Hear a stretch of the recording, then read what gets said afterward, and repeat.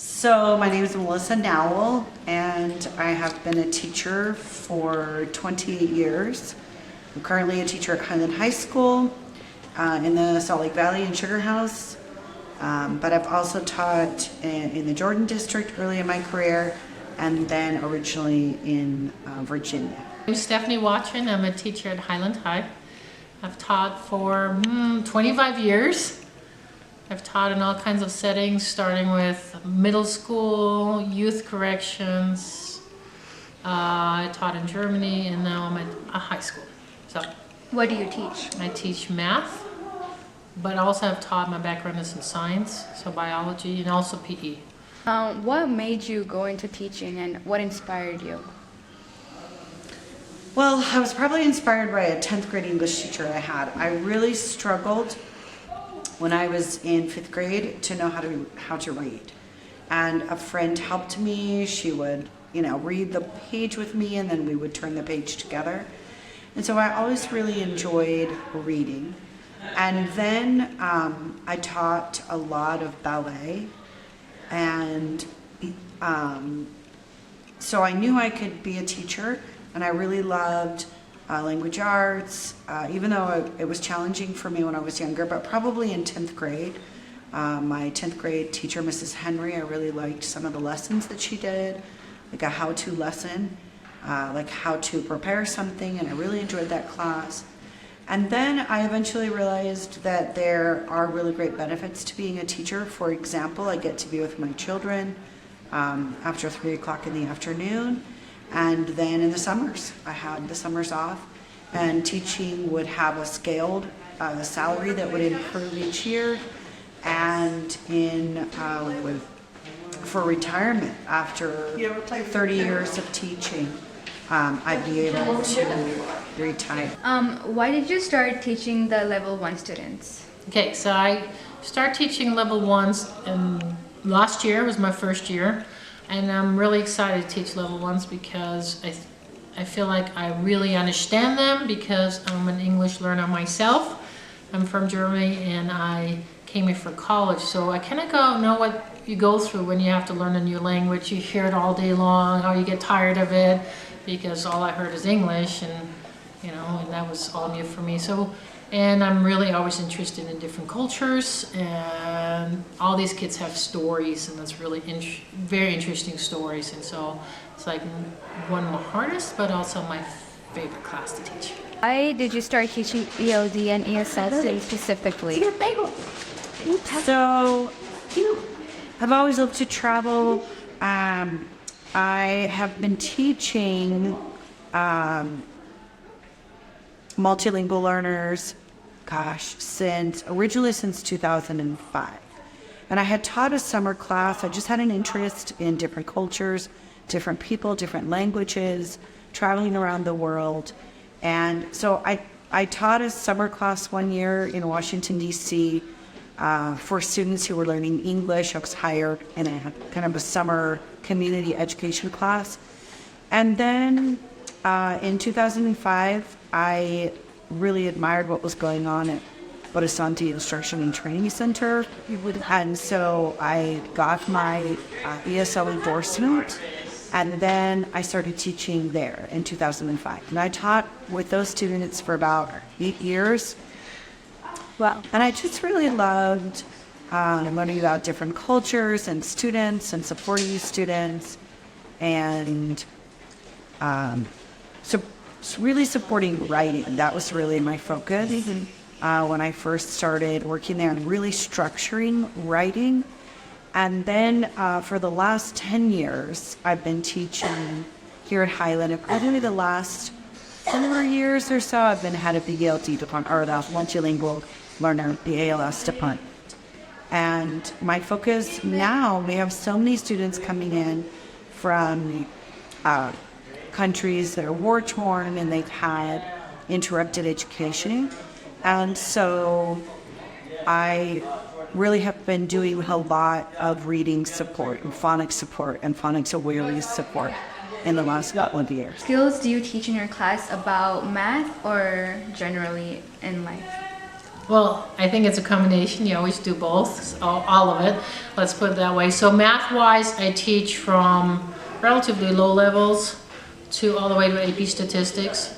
So I teach all the math skills that are needed. My EL class, of course, I teach a lot of the language, because it's a language issue, right? So they need to know the language of math, and that's at least the basic multiplication, division, add, subtract, parentheses, and all that kind of stuff, so they understand how to, what is asked of them to do.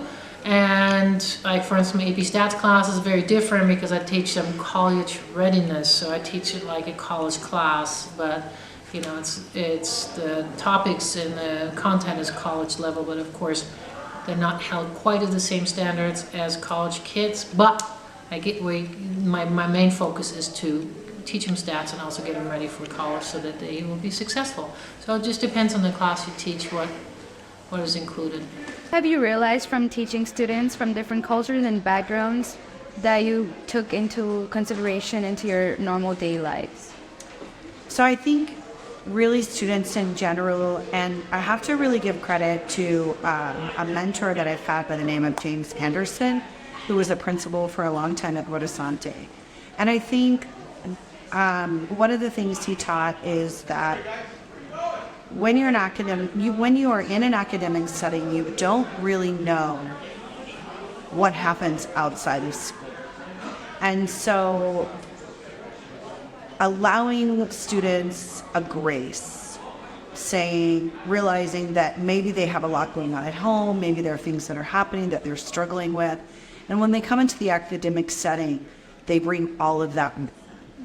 It could be trauma. It could be great things going on at home, but it could also be very challenging things and even trauma that they've experienced. And so making the classroom a really safe space, giving students an opportunity to say, I need to take a break for today, or can I come back to this, is really important. And really being able to create a safe environment for students to learn. Not an environment that is loud or aggressive, but really an environment that's comfortable to be in and that's friendly and that is inviting. And then students are typically really willing to work. I've also learned you can never use sarcasm in teaching. You always have to, if you can't say something nice, don't say anything at all. And it's okay to say to students, hey, instead of, for example, why haven't you been in class? You might say, I'm so glad to see you. And if you'd like to get some makeup work, let's pick a time to meet. Rather than saying, why haven't you been here? What were you thinking not coming to class, or not getting your assignment done, or why were you late today, or calling out the student in front of others. I think it's really important to give students the benefit of the doubt. And often if, for example, if you hear or see something in the hall, instead of saying, you shouldn't be doing this, or this is not what we do here, you say, you probably didn't realize that this is the policy we have. And not addressing students in an accusatory way, especially in front of someone else. Just making sure that you're showing students the same kind of respect you would want to receive. What do you realize from teaching students from different cultures and backgrounds? I've realized that basically we are all really similar.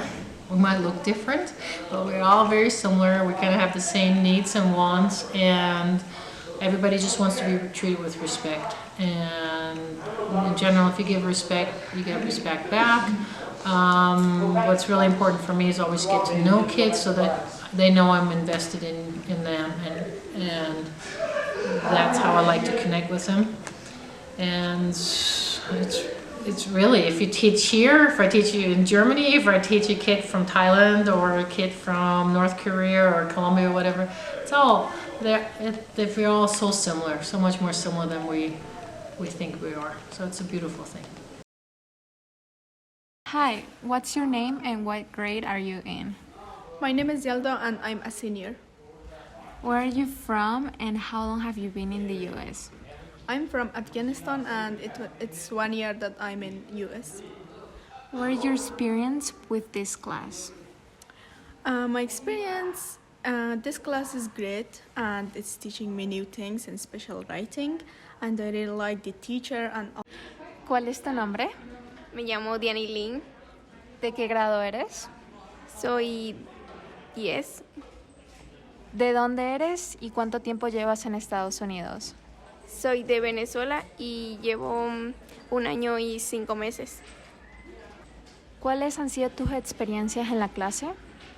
He aprendido a escribir inglés y a leer. Okay, hi. What's your name and what is your grade? Hi, my name is Dayazi. I am 10th grade. Okay. Where are you from and how long have you been in the US? I'm from Mexico and I have been here for 5 years. Great. What is your experience in your class? It's helped me for the English to learn more English.